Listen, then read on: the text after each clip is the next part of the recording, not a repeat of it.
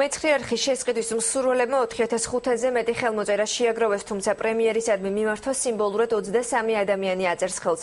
სამოქალაქო განვითარების ინსტიტუტის ხელმძღვანელის იანთაძის განცხადებით, ეს ხელმოწერები ფორმალურია სოციალურ ქსელში. საინიციატივო ჯგუფის მიმართვას კი 4500-ზე მეტი ადამიანი გამოეხმაურა. მისივე თქმით, მოქალაქეები მზად არიან შეესყიდონ მეცხრე არხი და ინფო9. იდეის ინიციატორის ვასილ მაღლაფერიძის განცხადებით, ტელეკომპანია სააქციო საზოგადოებად ჩამოყალიბდება. ამისთვის კი საჭირო საინიციატივო ჯგუფის მიმართვასთან დაკავშირებით ბიძინა ივანიშვილმა თანხაც დაასახელოს.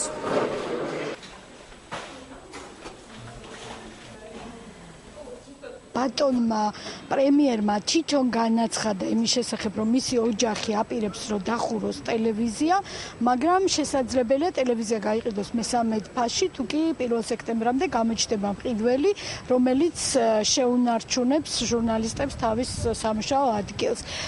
ჩვენ მაშინ გადავწყვიტეთ, რომ რა კი არის ჯერ კიდევ ცოტა დრო, შესაძლებელია საზოგადოების აქტიური ნაწილი იყოს დაინტერესებული, რომ შექმნას სააქციო საზოგადოება, რომელიც იყიდის ტელეკომპანიას, თუ კი პრემიერის ოჯახი აპირებს, რომ გაყიდოს. თუ კი პრემიერ-მინისტრთან იქნება თანხმობა და დასახელებული თანხა, დავიწყოთ ამ სახის შეგროვება მოქალაქეებისაგან და დარწმუნებული ვართ, რომ საქართველოს მოქალაქეებს და მათ უმრავლესობას ექნება სურვილი ორ შეინარჩუნოს ორი მნიშვნელოვანი ინფორმაციის წყარო, როგორც დამოუკიდებლობის მაღალი სტანდარტის მქონე ჟურნალისტური ჯგუფი.